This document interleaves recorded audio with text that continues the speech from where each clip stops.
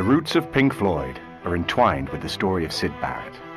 Syd was the original lead guitarist and main writer in the band. It was his quirky, very English sound which first brought Pink Floyd to the attention of EMI Records.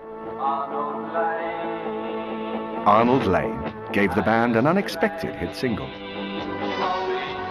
One day, around about Easter 1967, I just tuned in one morning. I was on holiday and heard this really strange record coming out of the transistor, and it was Arnold Lane by the Pink Floyd. Never heard of the Pink Floyd before, and I thought, listened to it, I thought, what is this? People listening to it must have thought, who are these bands? What are they talking about? What is this sound? It was quite unlike anything that was around in the charts at the time, and it was really a message to say there's something else going on here, and people are listening to other kinds of music, more than just simple pop songs.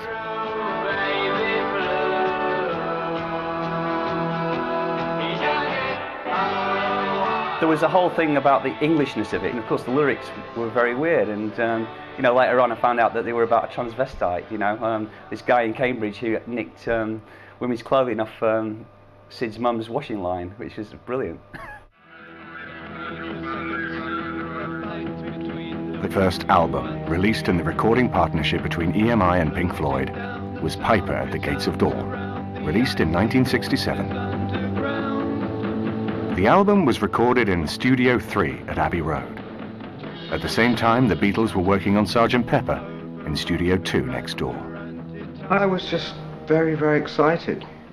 Doing your first album, putting down your music onto tape, and knowing that the Beatles are next door doing Sgt. Pepper. Because I was a bit of a snob before then. I was a real jazzo, and I didn't really believe that pop music meant anything at all. When I heard Sgt. Pepper, it changed my attitude to what people like us could do. When you look at that album, it's actually not an album. It's like before that, people just made singles and they put tracks together and that made an album.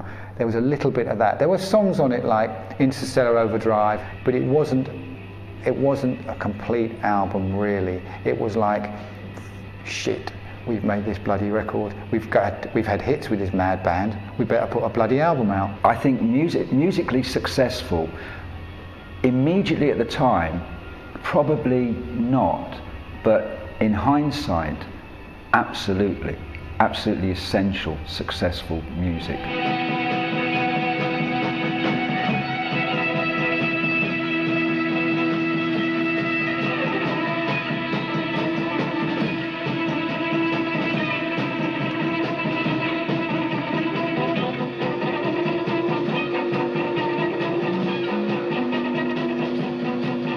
Really announces Syd Barrett's arrival as a special songwriter, somebody who was quite different from the normal pop songwriter of the day. Even though you couldn't quite understand the lyrics, you knew that there was something strange there, strange going on, and it provoked intrigue. Syd Barrett was probably the most important thing that Floyd ever happened to them. It was his conception and his idea and mind that set the pattern for Floyd. Even though he left prematurely, it was his lyrics and things like Arnold Lane. That was really Syd Barrett. It was the phase one.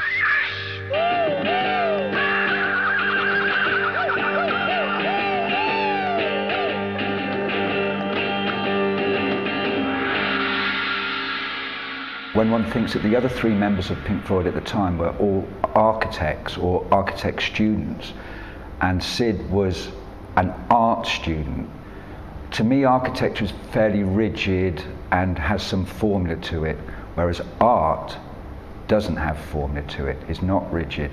And that was the element that he brought into Pink Floyd that I think made Pink Floyd what they were at that period of time. Yes, Syd was very important to Pink Floyd.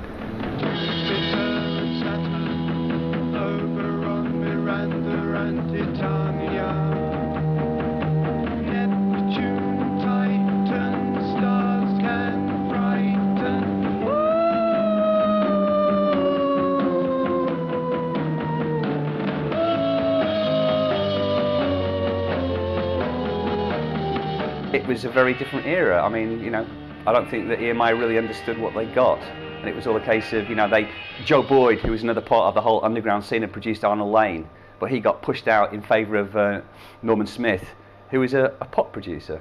Not that he wasn't a bad pop producer, I mean, he did some great classic records. But so I think there was a lot of pressures all of a sudden on the Pink Floyd to be a pop band. And in fact, they weren't really like that at all. They were playing this kind of like what became known as space rock music. Piper was to be the only album made by the original Pink Floyd lineup. It features Syd Barrett on guitar and vocals, Roger Waters on bass and vocals, with Richard Wright on keyboards and Nick Mason on drums. Piper at the Gates of Dawn is a special album because it's the only one that Pink Floyd actually recorded in its entirety with Syd Barrett. So it will always be remembered for that reason, if perhaps not that it had any great hit singles on it. Piper at the Gates really is a work of its time, very strongly influenced by the prevailing psychedelic sound of the time.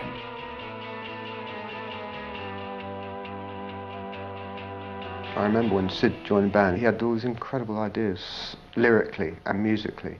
Very strange, and very childish in a way, some of his stuff. I mean, it's kind of very fairy tales and all this stuff, but totally unique. I'd never heard anything like it, and it was fabulous. I don't think any of those early songs really display what Pink Floyd was going to do, with the exception of Astronomy Domini, Interstellar Overdrive, and one or two others. It's ragged, it's individual, but I can't say that it's great form in the sense of structure in composition. Arnold Lane, Arnold Lane, Arnold Lane, Arnold Lane. The only time I saw Syd Barrett was when he popped into the Abbey Road session, and when we were doing Atom Heart Mother, and he kind of spun round a couple of times in slow motion, and then went out again, and that was about it. That's all I ever saw of him. Although Roger Waters is no longer complimentary about the album as a whole, he still holds great affection for Syd's lyrics.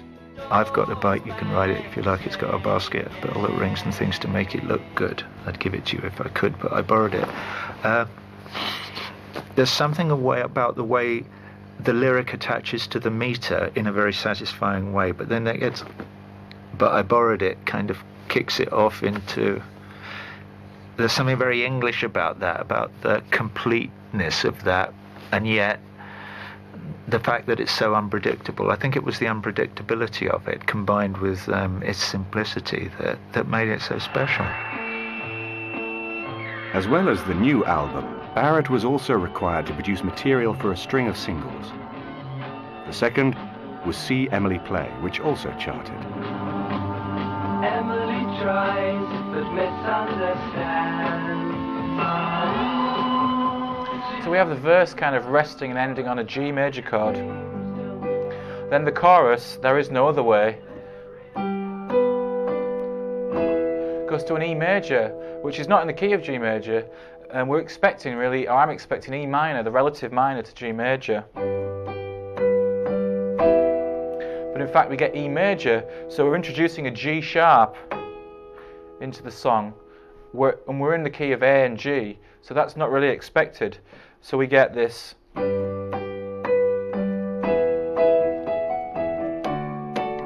Just rocking backwards and forwards between E and D major chords.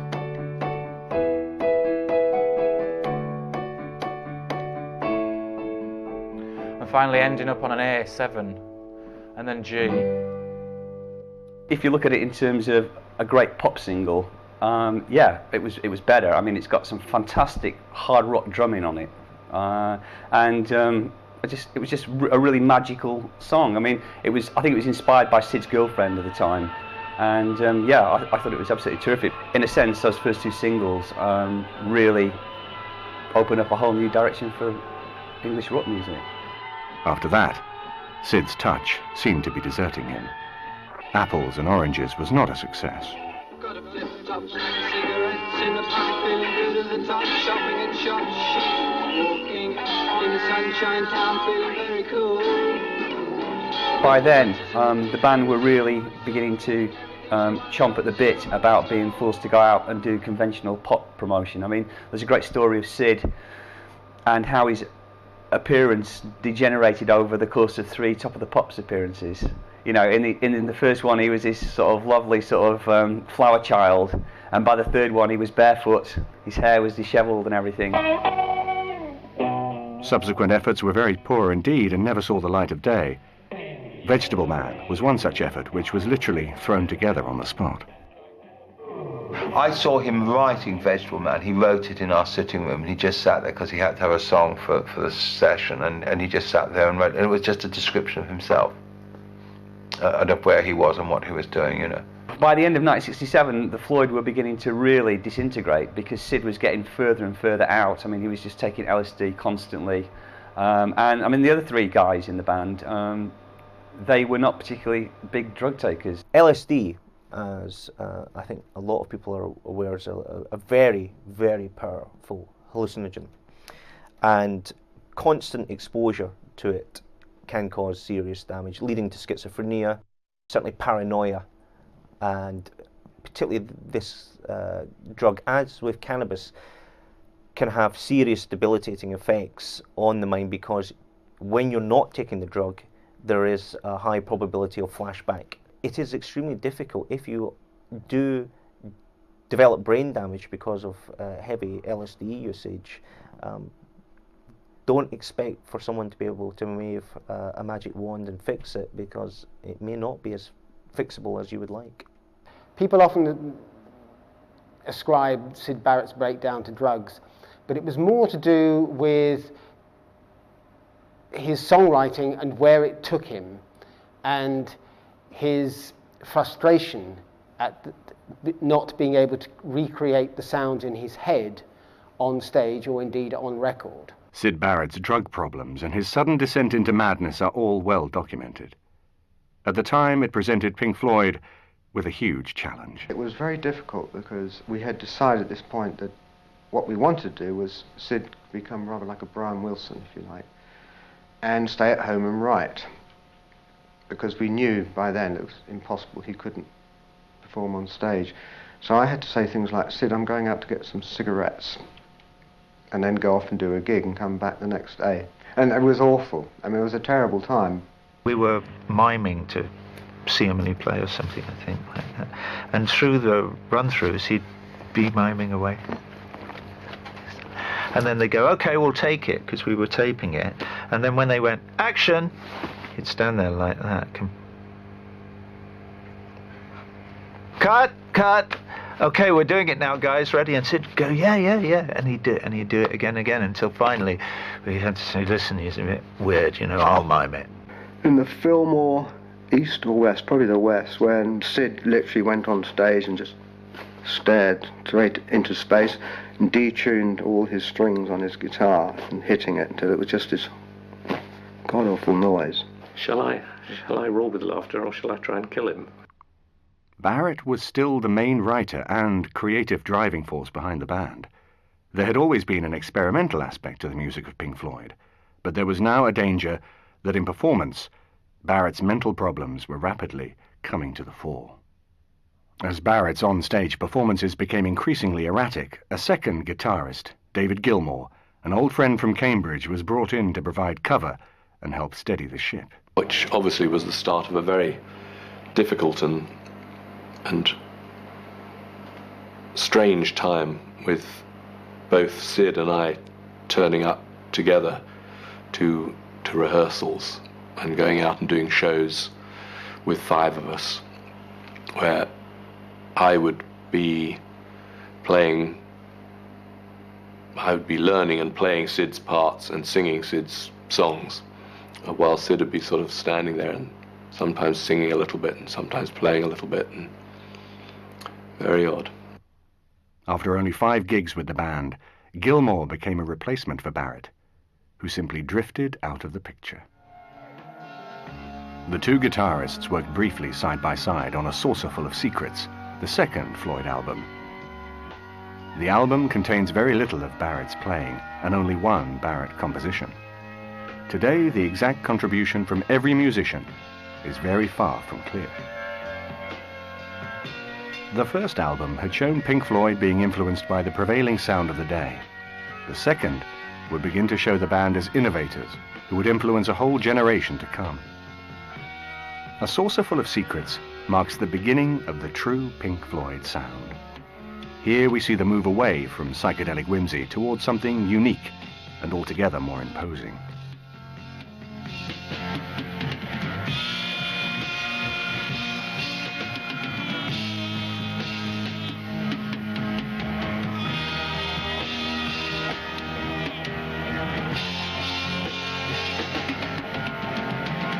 Title track, which runs some 12-15 minutes, which in those days was quite unheard of, to have any song lasting that long.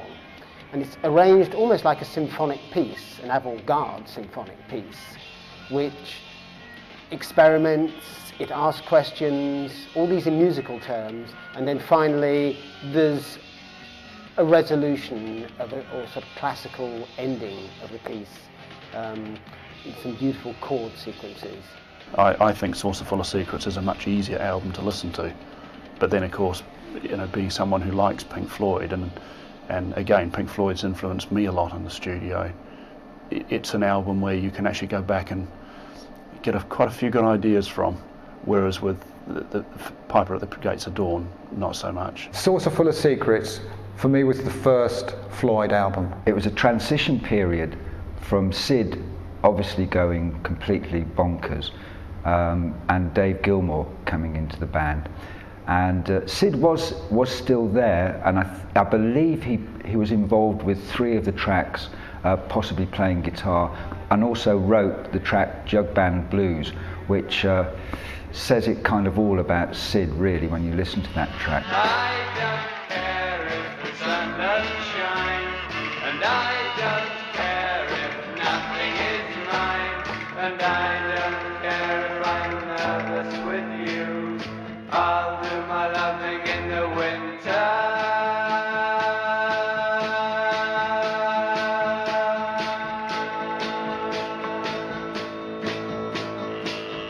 But it was much more of an album. It was a more complete album. It was a more, piece of work, and it was where they were always going to go. Floyd were doing all these new interesting things, experimenting with sound effects, and but certainly Rick Wright had a lot to do with producing the interesting keyboard effects. He played a Hammond organ, and he was a trained classical pianist, but rather than being a jazz group, Pink Floyd were a kind of an extension of that. It was the new jazz, in a way, what they were doing. If you asked any of the guys, they'd probably say they were better musicians because they were progressing, So maybe it was a better album. For my taste, I thought both records were great. They were just moving on and you were going with them.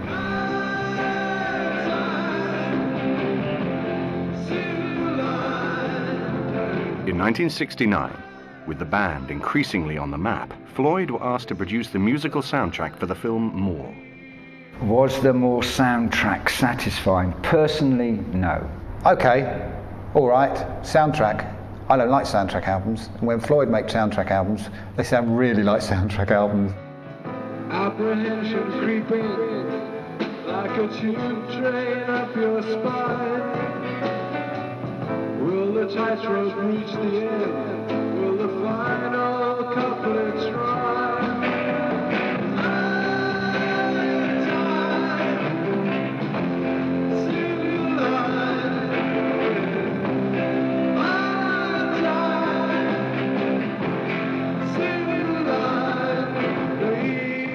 The film itself is patchy and inconsistent and really fails to take full advantage of the burgeoning musical talent on offer. The soundtrack album released to accompany the film falls equally flat. Nonetheless, there are still a number of highlights which made it into the stage set for 1969 and 1970. You've got to look at the Floyd in their kind of original context, which is they were part of this new underground culture that was coming out. And it spread far beyond just music and fashion. It was informing all different walks of life, writing, painting, and 60s filmmaking was very radical. The music was obviously written for a film. I mean, when you play the soundtrack separately, it's if you're going to take Pink Floyd style, it's more of the sort of dinner music background type of feel. But there are a couple of absolutely outstanding tracks on there. Cirrus Minor's one of them, and the Nile song.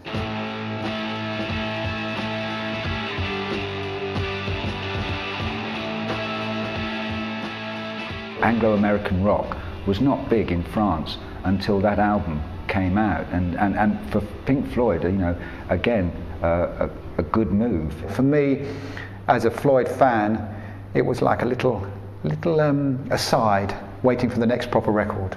That's how I saw that.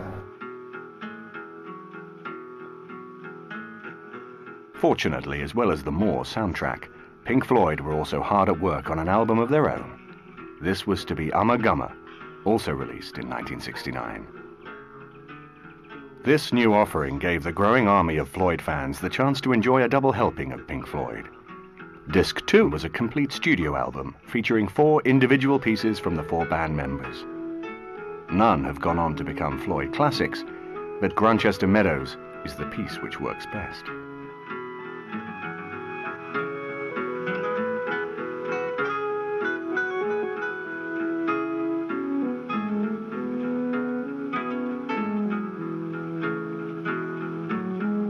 I think there's kind of like quite a nice sort of folky sort of element there. I mean, I think Grantchester Meadows is the beginning for me of the pastoral Pink Floyd, which I personally really, really liked, and it was something that they only did for a little bit of time, just at the end of the 60s or the early 70s.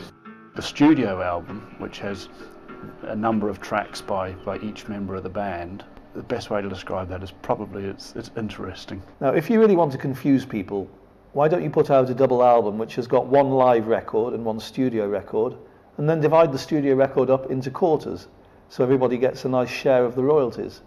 When you were selling as many records as Pink Floyd were doing in those days, you certainly wised up quickly to the revenue earning potential. And of course, this was before Roger Waters had exerted his stranglehold on the band.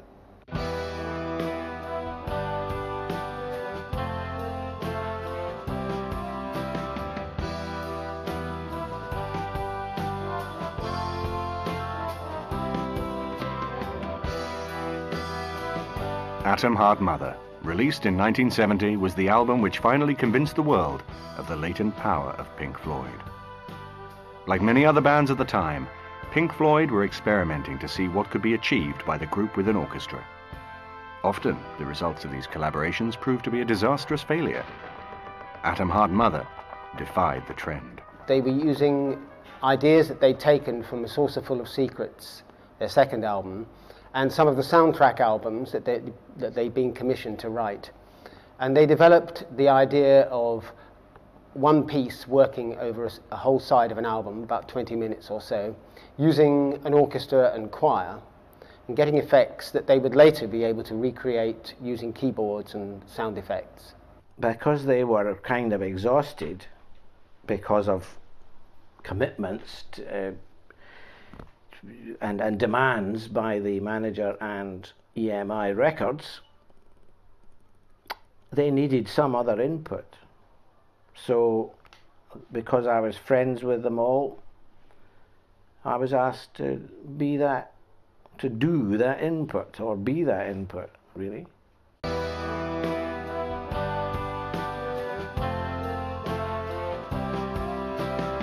The art bit was getting a couple of melodies that really worked, and I believe that the opening theme melody really works, and the cello melody really works. They're entirely out of my head. Both of them are quite expansive. They cover quite a wide range. I mean, the horn one starts on the space of about an octave, but then it expands. And then further. So you've covered that whole space, which is quite wide-ranging. If you then look at the cello theme, it starts down at the same place.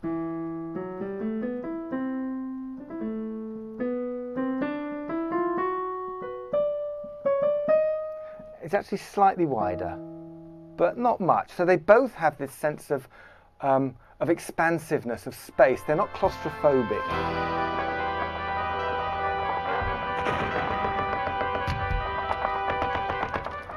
I had a bit of a go at a horn player because he was mouthing. He could see that I was nervous because I didn't know much about directing professional musicians. I knew a lot about how to make a good form, but not about directing. So he could see this, and that suited him to have a bit of a go. And I said, I leant forward. I said, another word out of you, mate, and I'm over there. Bang. You know, and in the bot, they're all going, Christ almighty, Ron's lost it. Brass, cello and choir skillfully arranged by Ron Giesin. The album was especially well received in Britain, where audiences were eager to embrace the new progressive rock. It's hard to credit it today, but in 1970 this album went to #1 in the UK album chart. Difficult to believe now that this avant-garde piece was once the most popular taste of an entire nation. No one had actually cut the tape at that point. It was considered that maybe there would be problems if it was edited. Consequently, Roger and I had to do the backing tracks in one pass. It was a 23-minute piece, something like that. We probably took about the third take where we actually got all the way through it because it was so difficult for us to remember where the hell we were in the piece. So from then on, the thing in some ways went downhill. When we'd finished all the recording sessions at Abbey Road, I said to Steve O'Rourke, the manager, I said, that was a good rehearsal. Can we do it again, please? For real. Of course, that was never to be because of the energy levels and the money constraints and the whole bit, and EMI wanting to get the stuff out. So reality prevailed, which is a state of art. It always has been. It is the main title piece, which the band have come to dislike. I wouldn't dream of performing anything that embarrassed me. If somebody said to me now, right, you know, here's £1 million, go out and play Atom Heart Mother, I'd say, you must be joking. It's a concoction. It's an assembly. The speeds were all wrong. Like when you're moving through a piece, you know when it should speed up, you know when it should slow down. In fact, the reverse happened with some of the sections, because when they stuck the sections together, they didn't actually really work. So my job, the job part of it, not the art part of it, the job part, was to craft something sensible on top of this rather cobbled collage or montage and make it look like it was working. Pink Floyd must have been one of the first bands that started using orchestration within their music. I mean, obviously you had bands like Deep Purple who did their concerto. You had Uriah Heep who had a stab at it with Salisbury, which ironically probably works better than most, although it's the least known of any of them. Pink Floyd won again. I'd sum it up, I'd be polite, I'd say it's interesting. Many people would say that Atom Heart Mother symbolises Pink Floyd at their most pretentious. And there were two particular reasons for this, I think. One was the cover of a cow, which really had nothing to do with the music at all, and was just selected at random. And the second one was the closing track, Alan's Psychedelic Breakfast, which consisted of no more and no less than their roadie cooking his grub. Now, that is bizarre, pretentious, indulgent, call it what you will, but the album got to #1 nevertheless.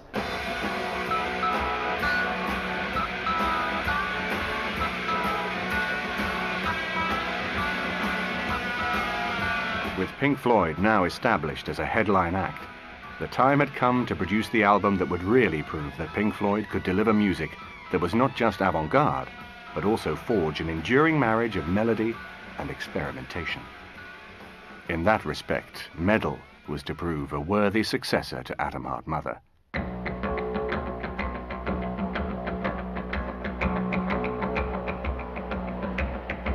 One of These Days was a bold and innovative opener which used two bass guitars played through a delay device to produce a disturbing and sinister feel. In the studio, the first bass was actually played by Gilmour, with Waters following a bar behind. The lyrics are quite vicious, and again you've got all these kind of like weird effects and things, and it's a startling opening piece of music. I mean, it really kind of grabs your attention. It's a great album. It's got the heavy sort of vibrance of One of These Days, and then you've got some lovely quiet tracks, and of course then you go into 20 odd minutes of echoes, and for anyone who likes 70s psychedelic music, it's pure bliss. If Dark Side of the Moon hadn't come along, Meddle might well have been considered Pink Floyd's magnum opus. The real highlight of the Meddle album has to be Echoes. This was the track which finally demonstrated a cohesive, unified approach to melody and form. I think Echoes is arguably one of the best pieces of music Pink Floyd has ever issued on record. Echoes itself is just unbelievable track. 23 minutes, absolute. You don't even have to take drugs. That'll take you there. Starts to climb towards the light.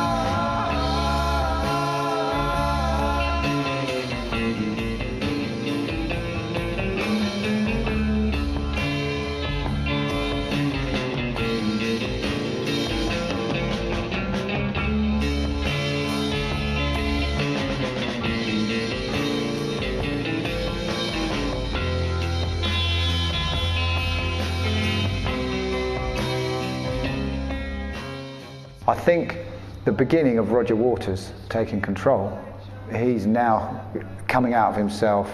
Sid's gone, the writing's getting better, the compositions are getting better, the controlling of the production's what they want, the whole sound is what they want. And this was the first album where it was just Pink Floyd, and it's a brilliant album.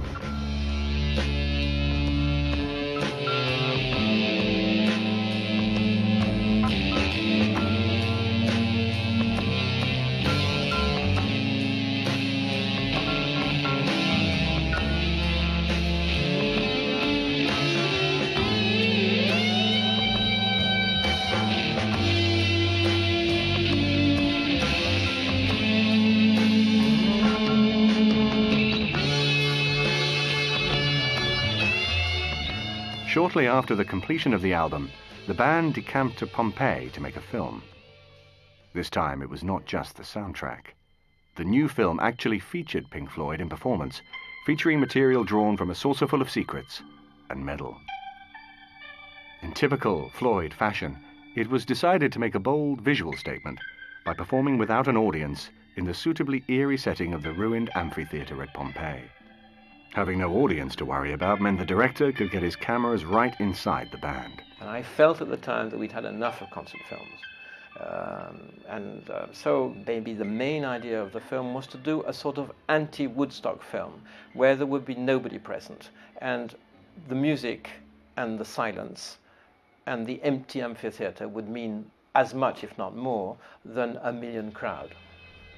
The brilliant, lingering opening shot, slowly closing in on the performers, established the fact that this would be no ordinary performance.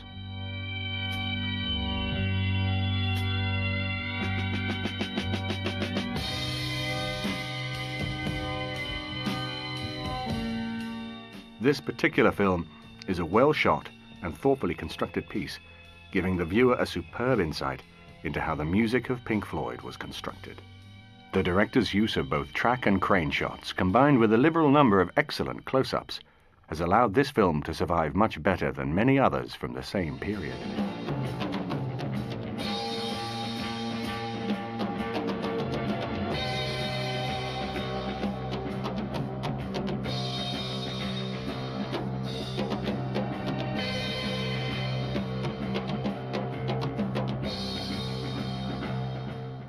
Nick Mason's distinctive drum technique was seized upon by the director to showcase the understated excellence of Mason's playing. It shows what a talented drummer he is, but again, because Pink Floyd didn't really have pop songs by that stage, they'd been there, done that. They were into these long, involved songs, and Nick Mason's playing was very, very much a part of that. You know, he created a lot of the sound effects live that they would have done some other way in the studio. Taking away the moments that make up a dull day. You flitter and waste the hours in an offhand way. Kicking around on a piece of ground in your hometown. What can I say about Dark Side of the Moon that hasn't already been said? If it's an album everyone should have in their collection. And most people have probably had the album in their collection 6 or 7 times over, which is why the band is so rich today. By the time of Dark Side of the Moon, they changed their sound somewhat. I don't know if this was a conscious thing or whether it just became a kind of more kind of radio friendly, as well as the sort of soundscapes in there and instrumental bits. The songs have become very almost slick. The Dark Side of the Moon was the first American #1 for Pink Floyd. It also produced the unusual phenomenon of a hit single. I wouldn't have thought Pink Floyd were even conscious of worrying about a hit single. I think the irony is not lost on most people, though, that the hit single was called Money.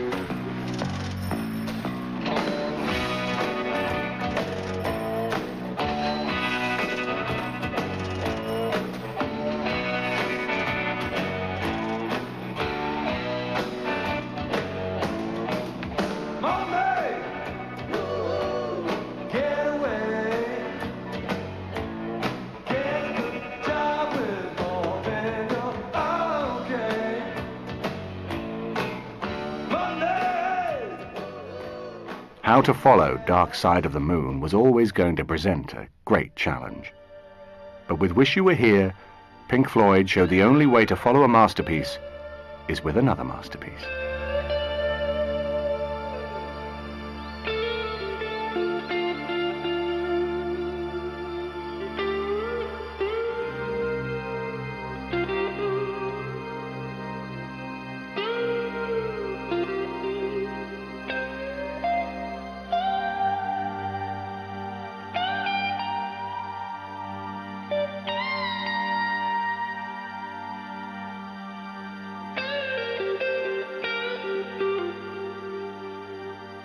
When they brought out Wish You Were Here, a stunningly good follow-up. I mean, I don't believe you can ever truly follow up something as big as Dark Side of the Moon, but they near as damn did it there.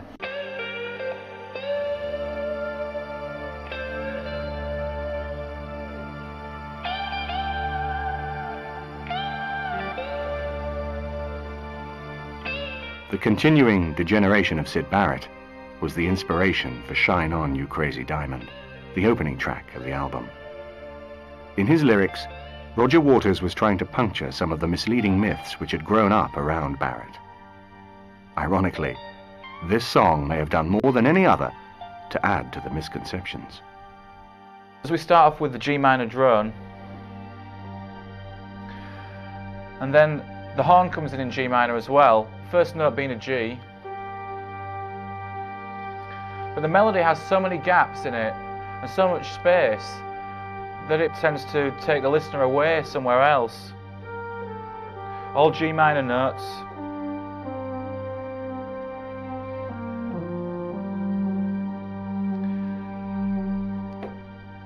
Then we start up on B flat for the next line.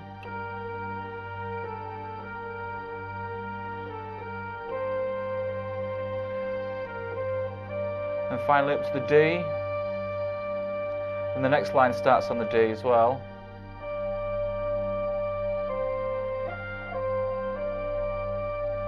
We repeat that little phrase again, and then back down to the G.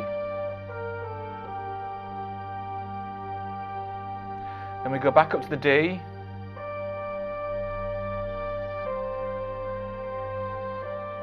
and down to the G again.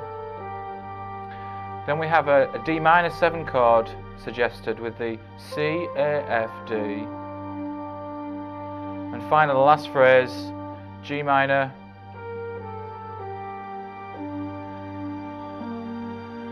it ends on a G.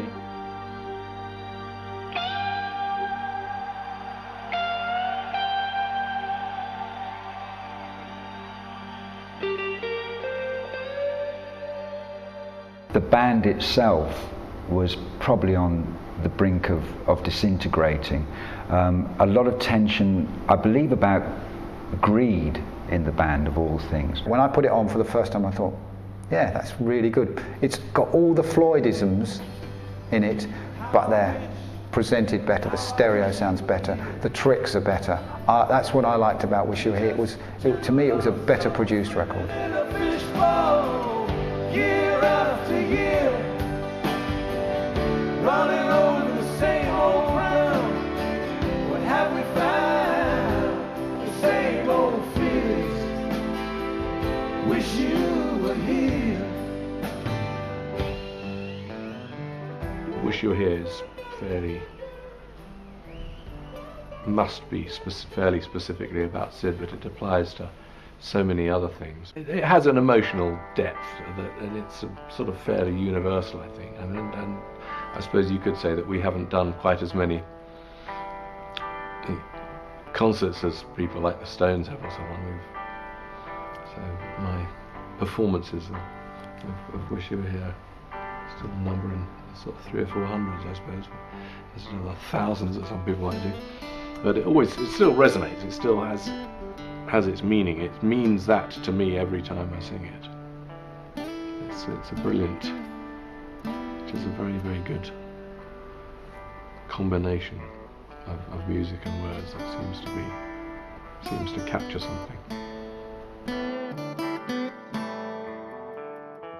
I feel that the Wish You Were Here album doesn't have a set theme or a set tone. Every song seems to be slightly different, from Shine On You Crazy Diamond to the barbs of Have a Cigar to the almost distressed insouciance of Welcome to the Machine, almost the acceptance of, well, what are we going to do? To Wish You Were Here, which seems to be a longing for something that's already gone.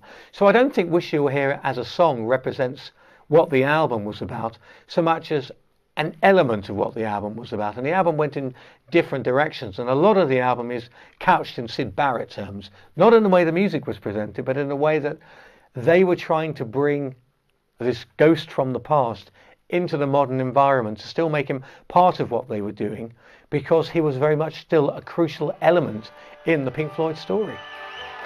It's actually quite emotional, standing up here with these three guys after all these years. Standing to be counted with the rest of you.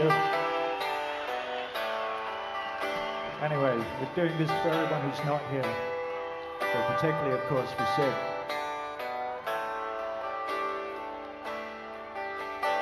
Does Wish You Were Here stand up as a masterpiece? I think it's a flawed masterpiece. It's an excellent album, but it doesn't quite have the same impact as Dark Side of the Moon, apart from Shine On You Crazy Diamond. The other songs, Wish You Were Here itself, Have a Cigar, Welcome to the Machine, and so forth, are all very good, but they don't represent the pinnacle of Pink Floyd's work in the way the Dark Side of the Moon does. Having said that, though, it's still a great record. It's still a very important record, and 99% of the bands on the planet at that time and now would love to make an album half as good. With two absolutely classic albums behind them, the pressure was once again on to deliver. Roger Waters was by now the lead composer. It was his concept to take two stage favourites from 1974, called Gotta Be Crazy and Raving and Drooling, and rename them to form the heart of a suite of new pieces called Animals. I'm afraid that Animals for me is the beginning, the parting of the ways for me with the Pink Floyd. I just began to see it as, I found it quite indulgent, and I found the music had become very remote. It was no longer friendly or relevant. Personally, I liked the album. It was written almost in totality by Roger Waters, and I think that shows. You know, he was really starting to grab the writing reins and move forward. So of course Gilmour in some ways appears to get pushed to the background.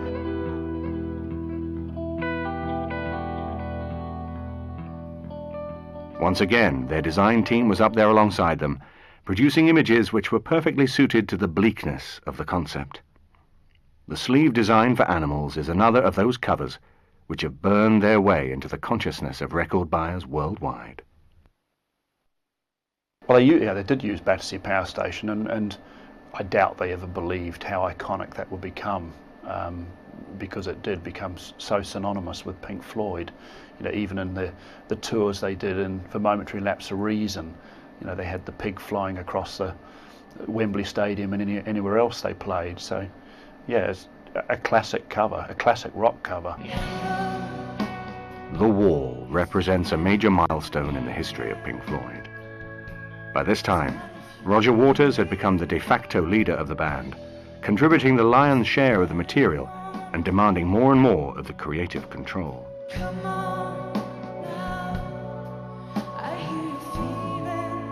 Rick Wright's keyboard playing, which was such a distinctive part of the Pink Floyd sound and their early albums, right up to Dark Side of the Moon, where it plays a very prominent part, becomes much less prominent over the next couple of albums, through Wish You Were Here and Animals, until by the time you get to The Wall, he's scarcely there at all. Despite the power struggles behind the scenes, as an album, The Wall works brilliantly. Well, The Wall works as an album as one of the classic, iconic rock albums of all time. It might have seasoned things a little more to have had a bit more input from the other members. Perhaps because it was a double album, and perhaps it was because it was such a magnum opus. Certainly polarized people like no Pink Floyd record has before or since. We don't need no education. It's a song that when you listen to it and you put it on today, it is one of the most recognizable pieces of music. It's very simple. You know, everyone can hum the tune. And Roger Waters is arguably no better, no worse than the people that he was writing alongside at the time. But it has to be said that, all in all, it's just another brick in the wall. Will probably not go down as one of the greater lines in rock. All in all, you're just another brick in the wall. There is no pain you are receiving. A distant ship smoke on the horizon. You are only coming through in waves. Your lips move, but I can't hear what you're saying. When I was a child, I caught a fleeting glimpse out of the corner of my eye. I turned to look, but it was gone. I cannot put my finger on it now. The child is grown, the dream is gone. I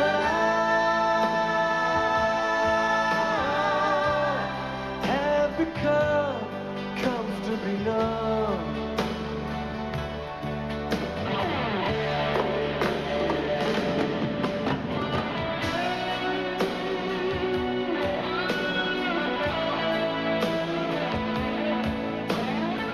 I think Comfortably Numb actually hits home lyrically to a lot of people who are in their 30s and 40s today.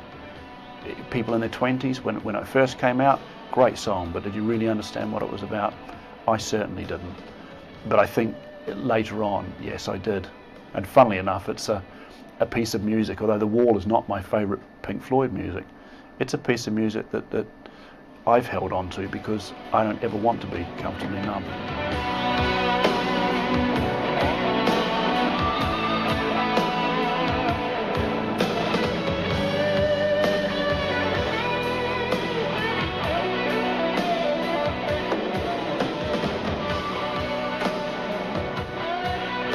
One major change of direction was the fact that for the first time since 1968, Hypnosis were not called upon to provide the sleeve artwork. This time the job was given to Gerald Scarfe. One day Roger Waters rang me up and said that he was writing a new piece. His idea was that we should make a film of it at that point, and it immediately interested me. I started work there and then on one of the pieces from the album called The Trial, and working on it has brought out a whole area of my work that was unexplored. Scarf's work for The Wall was first seen on the minimalist album sleeve, which featured the stark image of the outline of a bare brick wall. Inside was the familiar lettering style and grotesque cartoons which were Scarf's hallmark. But the real reason for Scarf's selection lay in Roger's vision for the stage show and the movie which would accompany the album. He has a wonderfully strange brain, which is this way around, where most people's brains are the other way around.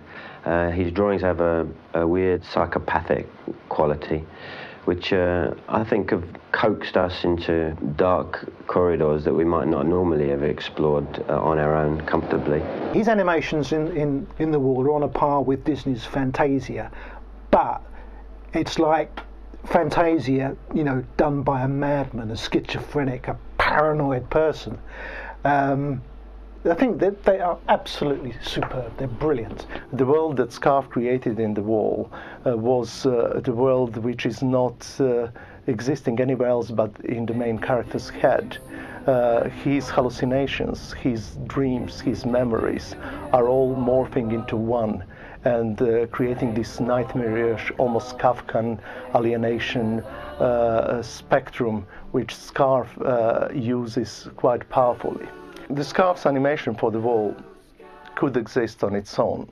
It succeeds on its own right. Whether it sits well with the rest of a narrative and a film imagery, that's a different question. Scarf's idiosyncratic animations would have become a key motif for The Wall stage shows. Once The Wall had been built, the audience could not be expected to just sit there, so The Wall was transformed into a giant projection screen for Scarf's amazing animations. It also served as the base from which giant Scarf-designed puppets of the characters would emerge. But Gerald Scarf seemed perfect, really, perfect creative partner for Roger Waters, because they both seemed to share and express this sort of anger, perhaps stemming from their upbringing, their experiences, their political views, and all of that seemed to match perfectly, really. Scarf's vision as an artist, you know, and as a you know, a bizarre, macabre cartoonist with gruesome visions, is just unbelievable. Debate still rages today as to which was the most successful version of The Wall, the album, the stage show, or the movie. I think the whole Wall experience does have to be viewed as a whole: album, movie, stage show. But without doubt, if you want to take one of those in isolation, it has to be the stage show. Has to be. I still think it's the most ambitious thing anyone's ever staged. You know, whether you talk about, I don't know, Kiss or some weird operatic thing going on. I think that stage show has never been surpassed in terms of the way those bricks came up, as I say, the way those crazy creatures leered out at you. It was just an awesome experience. I think it worked better than the film in a way, because well, you could see and hear the musicians playing, which is always a bonus, and you got the extra element of the visual images and the presentation. So I think it worked better than the film, and the album is something that's so sprawling. It's not something you take on lightly. You don't listen to bits of it, I think. Being a huge double album, but very intense and very important lyrics that you need to listen to and study, that can be quite a draining experience. So I think you have to set aside time for that. Yes, The Wall has its shortcomings, but the attempt and the bravery to combine all these elements together proves that the existence of The Wall is important and valid. Take all your overgrown infants away somewhere and build them a home. However, there was the strong possibility on the next record that Waters was now exercising too much creative control and was now in danger of revisiting too much familiar ground. The final cut certainly failed to live up to the artistic success of its illustrious predecessor. For many, there was a distinct sense of déjà vu. There's no humour there at all. It's very much Waters' repressed communist, socialist sort of feelings coming through, and his distaste for society, which, you know, on one level is good, but on another level it's very serious. A lot of people who love The Wall clearly hated the final cut. I mean, listen to the final cut now, and again, it's an interesting piece, but it sort of follows on from The Wall, but it doesn't work like The Wall did. But then I don't think anything ever was going to work like The Wall did. The final cut did find itself built around 3 or 4 spare bricks from The Wall, that is true. But the Falklands War, which had come about between The Wall and the final cut, very much flavoured the other material that Roger Waters added to his bricks, to such an extent that Dave Gilmour decided he didn't want to have a credit as co-producer, although I believe he did take the royalty. Creatively, the final cut lacks the brilliant spark which made The Wall such a spectacular success. For the first time since 1967, Pink Floyd were releasing an album without the input of Richard Wright. It was also launched without the involvement of either Hypnosis or Gerald Scarfe to fall back on. Even the sleeve lacks the cutting edge of previous outings. I felt that Roger was resurrecting tracks that we had not accepted for the Wall album. And I did say to him, they weren't good enough then, why are they good enough now? It got so difficult that Roger wanted me to not have a say in what was going on the production side of the album. So after a lot of arguing and umming and ahhing and soul-searching, I agreed to come off the production credits. You can see and hear the fragmentation of musicianship, individual personalities within the band, because it really was a Roger Waters solo album. I think most people who know Floyd would probably say and agree with that.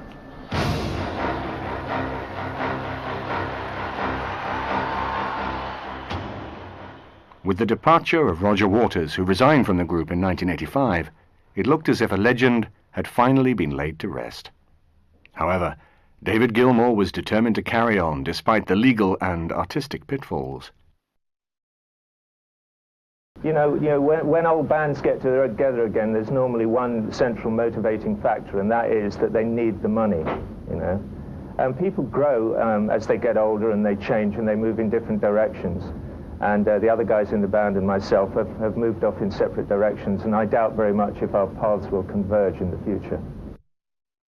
Well, Roger Waters thought that Pink Floyd should be dissolved after he left, but I think time's proven that the fans didn't want that. I mean, Dave Gilmour, of course, took the reins, and there were numerous court battles and legal issues going on for many years, but when he actually finally won control of the name, and then of course brought out his Momentary Lapse of Reason album, I think he proved a point there. Pink Floyd name was far from dead.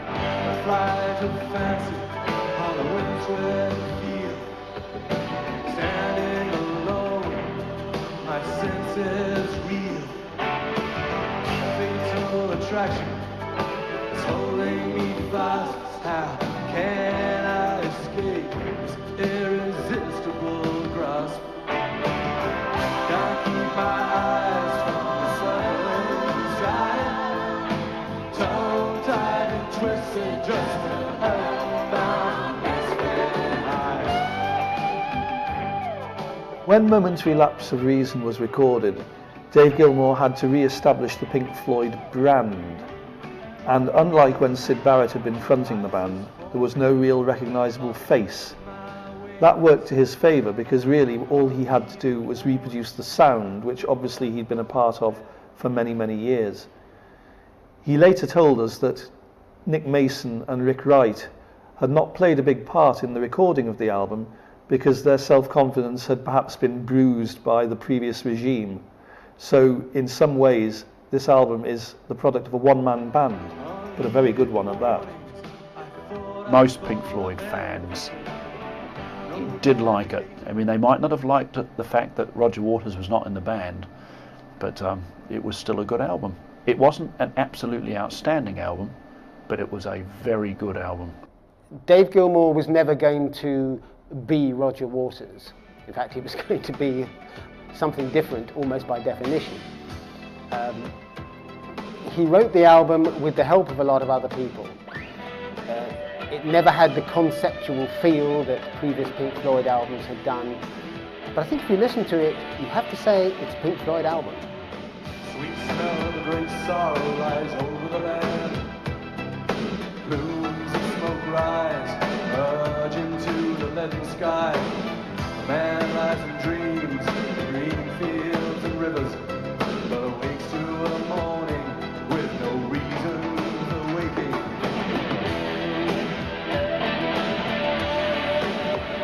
It's vastly different than The Wall, a vast improvement on the final cut. No matter what anyone says, I think that's very clear to Floyd fans anywhere. Dogs of war and men of hate. With no cause, we don't discriminate. The concerts were great, and the job they did on bringing the delicate sound of thunder to fruition was great. It's a highly listenable live album. There were people who believed that the Pink Floyd lineup post Roger Waters was really nothing more than a glorified tribute band to the band that had made such classics as Dark Side of the Moon and Wish You Were Here. There can't really, therefore, be any point in them re-recording material that Roger Waters had a hand in, because by doing that, they're really only perpetuating something that ended long ago. However, having said that, a tour that lasts for 3 years and takes in 200 dates has got to have a film, DVD or live album programmed into it to cover the costs. So I think these things were a necessary evil. I think that anyone who's heard David Gilmour's coruscating guitar solo on Comfortably Numb in the Delicate Sound of Thunder live album would disagree with that. He certainly takes that song and takes that solo to a completely different place. It was to be 6 years before the huge Pink Floyd audience would get a taste of the band in the studio. At last, in 1994, the Division Bell appeared. Ironically, this very last of the 12 Pink Floyd studio albums was to be the only Pink Floyd album to hit #1 on both sides of the Atlantic. Nick Mason and Rick Wright were now fully functional and part of the team. But with Dave Gilmour not being a dab hand at writing lyrics, he enlisted the help of his wife-to-be Polly Sampson and also Nick Laird Clues of the Dream Academy to help him. Together with other collaborators, the songwriting tended to be a little diluted compared with previous efforts, where Momentary Lapse of Reason had perhaps been a collection of songs that he'd been unable to use in the previous Pink Floyd lineup. I think it's got a nice feel to the album. It flows in and out of the individual songs very, very well. And you know, whether people can say, oh, it's classic Floyd or not, is almost irrelevant. It's not a bad album at all. And I think a lot of that comes through from, you know, Gilmour's wonderful playing in the album, for starters. The contributions from the others in the band, of course, make that work so well. But also the influence of Bob Ezrin.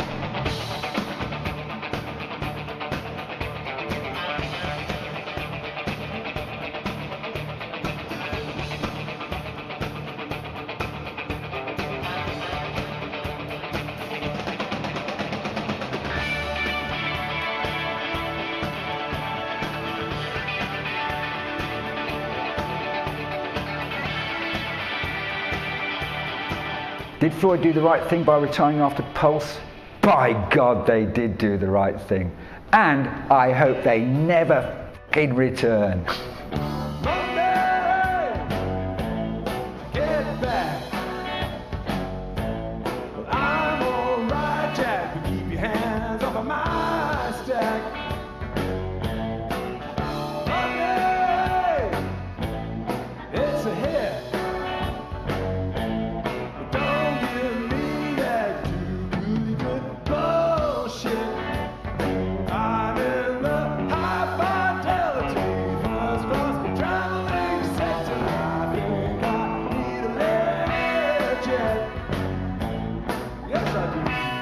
People in rock don't retire. They either die or they come back.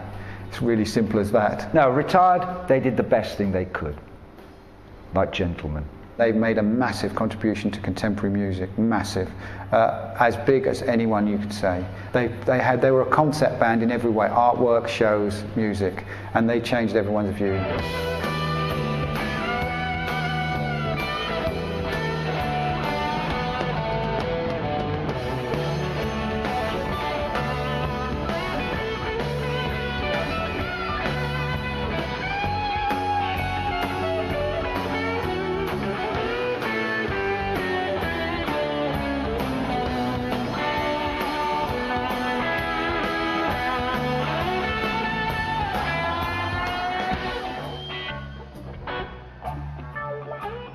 Get together, guys. Sort your differences out. Put something together. And if not, David Gilmour should get out there and you know, put another Floyd album together, because he's more than capable of it.